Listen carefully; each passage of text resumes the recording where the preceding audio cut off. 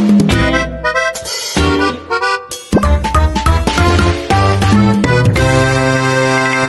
teman rasa, selamat datang di YouTube kesayangan kalian, Rasa Tanpa Kata.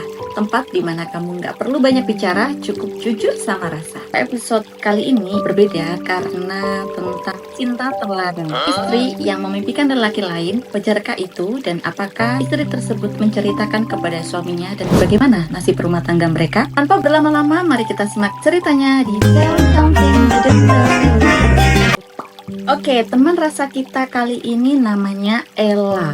Saat ini berusia 45 tahun dan dia sudah menikah selama 17 tahun. Pernikahannya dulu diadakan di tahun 2009 katanya. Dan saat ini dia dikaruniai seorang anak. Ini ceritanya bermula saat Ella berusia 30-31 tahunan. Sekitar 2 tahunan setelah pernikahan Ella. Kalau dihitung-hitung yaitu di tahun 2011. Usia produktif berkarirnya si Ella. Jadi Ella ini mendapatkan tanggung jawab untuk menghandle sebuah rekanan perusahaan, mewajibkan Ella untuk melakukan visit di perusahaan tersebut. Oke, sebut saja nama perusahaan itu adalah Maju Indah. Setiap perusahaan rekanan wajib memberikan tim atau partner in charge. Perusahaan Maju Indah memberikan satu tim, 2 laki-laki dan 2 perempuan. Yang laki-laki bernama Noah dan Kevin dan 2 perempuan bernama Dita dan Leni. Mereka berempat akan bekerja sama dengan Ella selama penanganan. Nah, dari keempat partner yang paling intens untuk bekerja sama dan berkomunikasi dengan Ella adalah Noah. Nah, memasuki tahun kedua, Noah tim lebih merasa akrab. Inilah awal mula kejadian yang tidak pernah Ella terfikirkan akan terjadi di hidupnya.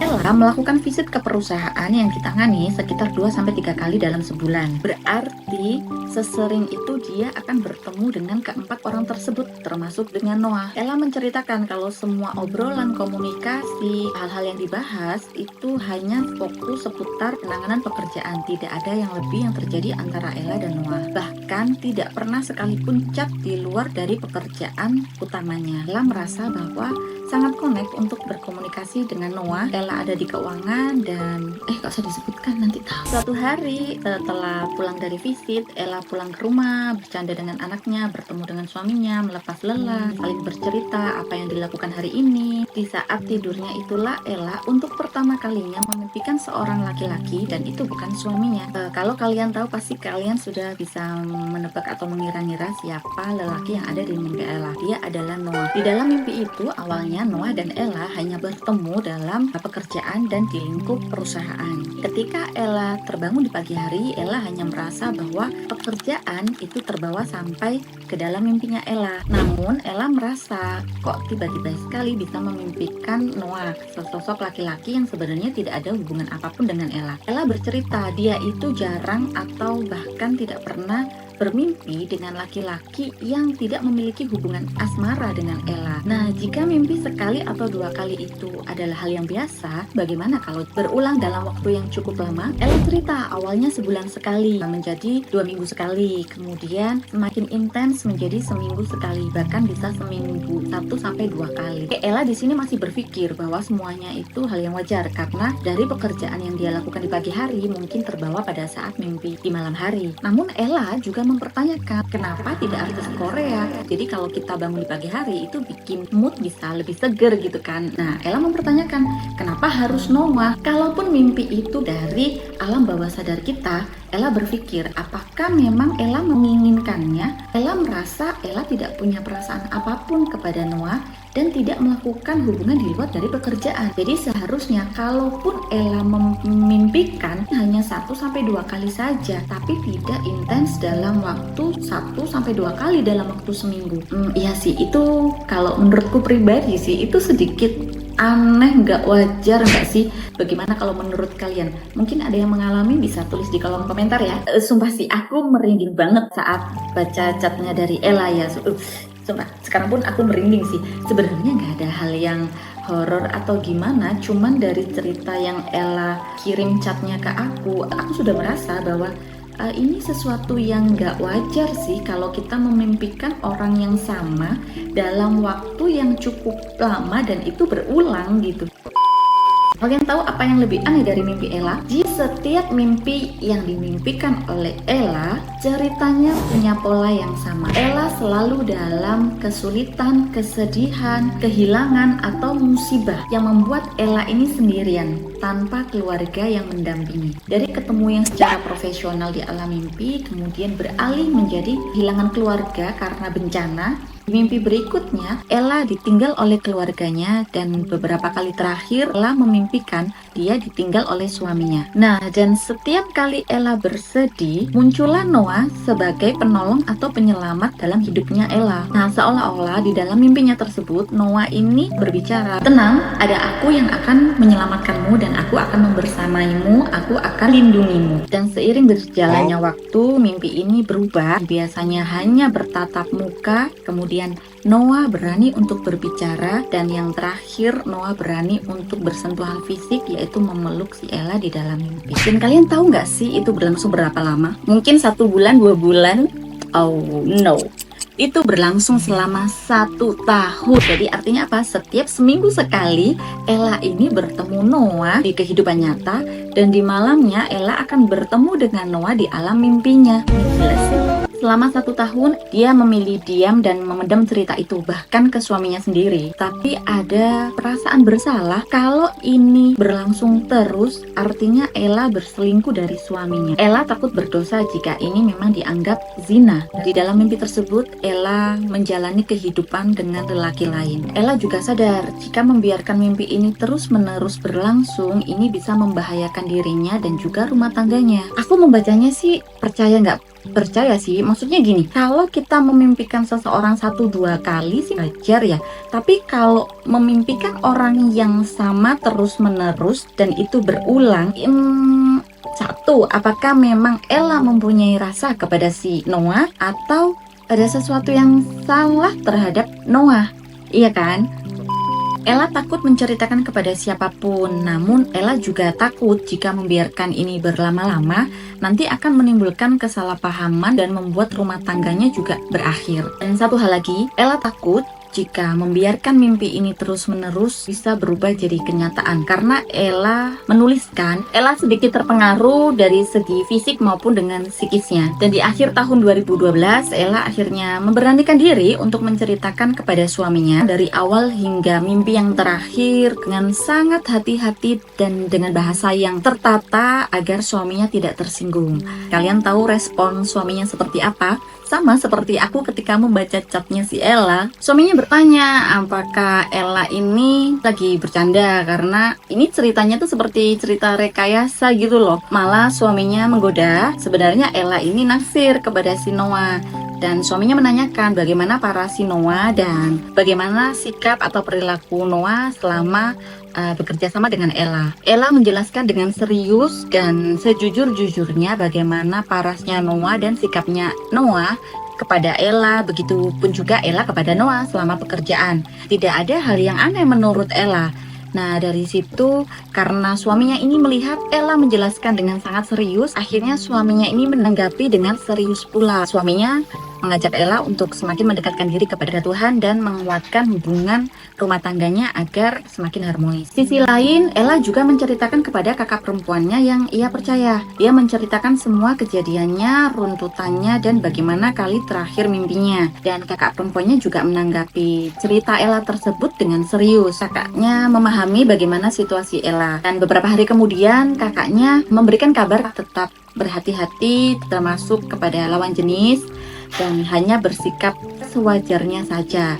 Padahal di dalam hati Ella juga selama ini juga dia bersikap sewajarnya, tidak ada yang dilebih-lebihkan. Ella diberitahu oleh temannya, dan ini lebih dari 2 orang, bahwa ada sesuatu yang janggal yang terjadi di tubuhnya Ella atau di kehidupannya Ella.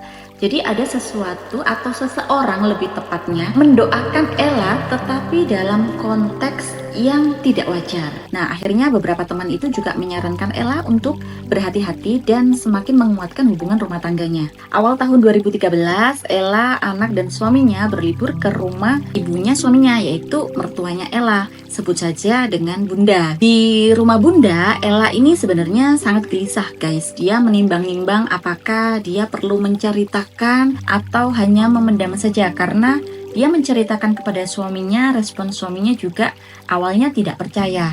Apalagi kalau Ella ini menceritakan kepada Bunda. Ella ini takut apa yang Bunda pikirkan terhadap Ella. Jangan-jangan nanti Bunda ini berpikiran bahwa Ella ini wanita yang tidak baik. Akhirnya Ella juga memberanikan diri untuk menceritakan kepada Bunda. Ella sudah mempersiapkan diri dan hati jika Bunda ini sangat marah dan kecewa kepada Ella. Namun kalian tahu nggak? Bunda ini langsung memeluk Ella dengan tangisan. Bunda memeluk Ella, kemudian mendoakan dan menjelaskan apa yang terjadi kepada Ella. Bunda memberitahu Ella hal seperti itu nyata adanya, itu bukan rekayasa. Nah, Bunda menjelaskan bahwa apa yang terjadi kepada Ella itu adalah mahabbah. Kalian bisa cari sendiri mahabbah itu apa. Sejatinya adalah rasa cinta terdalam umatnya kepada Tuhannya melalui amalan doa yang ia panjatkan dengan tulus dan serius. Namun terkadang amalan lantunan doa yang baik ini disalahgunakan oleh beberapa orang dengan tujuan yang kurang baik.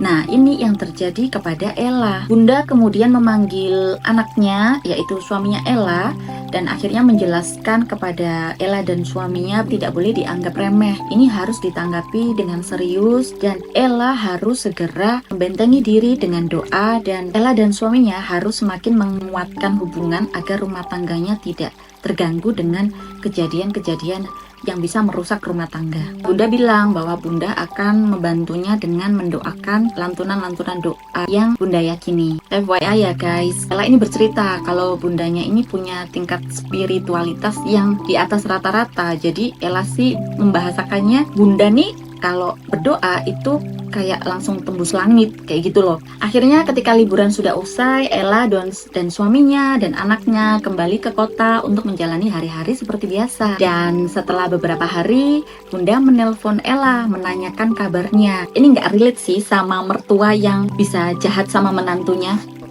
Kalau versinya Ella, Bunda ini sangat sayang banget dan mengayomi si Ella. Jadi Bunda ini menanyakan kabarnya dan progres perkembangan mimpinya Ella. Oh my god. Dan Bunda membekali Ella dengan tambahan-tambahan lantunan doa yang harus selalu Ella panjatkan selepas sholat. Jangan sampai itu tertinggal. Itu salah satu bentuk benteng diri agar Ella ini dan keluarganya, terutama Ella, suami dan anaknya itu bisa selalu dilindungi oleh Tuhan. Ella benar-benar menjalankan apa yang Bunda pesankan, dan alhamdulillahnya sampai Ella mengirimkan cerita ini, Ella sudah tidak bermimpi guys. Jadi Ella sudah kembali harmonis dengan suaminya dan hidup bahagia dengan suami dan anaknya.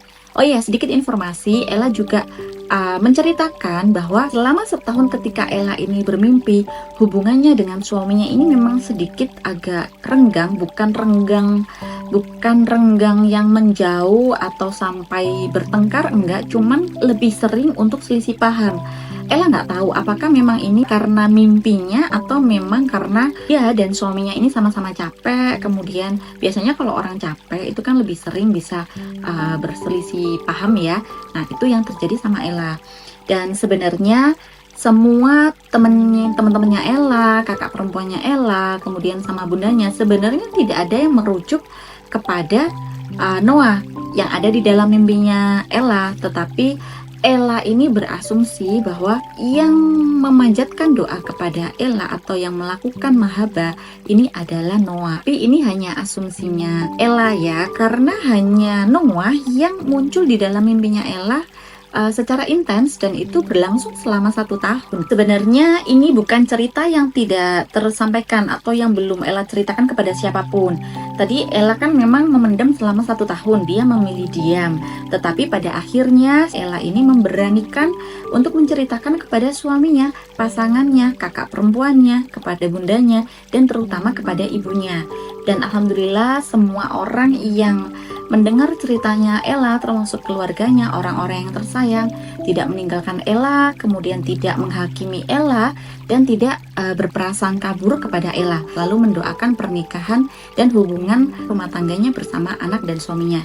Ella percaya bahwa ketika kita memendam suatu rahasia, sebenarnya ada satu tempat kecil di hati kita, jika memang itu salah, dia akan mengatakan bahwa itu adalah salah. Dan biasanya orang itu memiliki intuisi tersebut. Jika intuisi itu disepelekan, takutnya nanti akan menjadi kesalahpahaman yang berujung penyesalan. Oke, sekarang di tahun 2026 ini dia menjalani kehidupan rumah tangga selama 17 tahun ini dengan suka duka. Ia dan pasangan lebih harmonis dan lebih kuat untuk menghadapi ujian-ujian pernikahan berikutnya. Ella berharap dengan Ella mengirimkan cerita ini, ada Ella-Ella lain di luar sana yang berani untuk melepaskan beban yang sesak di dada. Kadang cerita itu bukan mencari solusi nggak sih? Bukan juga untuk minta dinasihati, tetapi terkadang seseorang bercerita itu hanya butuh untuk dipahami. Sekian cerita teman rasa kali ini. Terima kasih Ella untuk ceritanya yang menurutku sedikit berbeda dari episode kita sebelumnya. Aku gak berani komentar sih. Doa yang baik sebenarnya adalah untuk sesuatu yang baik. Aku percaya itu. Tetapi kalau di sini, kalau kita sebenarnya cerita ini sih menjurus kepada Noah. Namun kita tidak boleh berburuk sangka, iya kan? Kan tidak ada bukti yang bisa menjelaskan bahwa yang memanjatkan doa, yang mendoakan Ella untuk berpaling itu adalah Noah.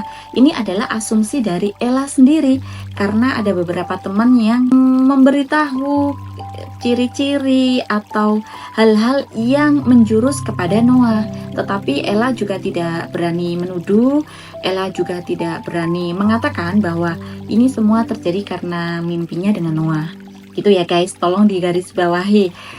Dan jangan juga kalian judge Ella, karena Ella di sini hanya untuk berbagi cerita kepada kalian semua. Sekian cerita dari Ella, teman rasa kita kali ini. Aku juga berterima kasih kepada Ella karena mau mengirimkan cerita yang menyentuh menurutku, yang berakhir dengan manis. Sehat terus ya Ella ya.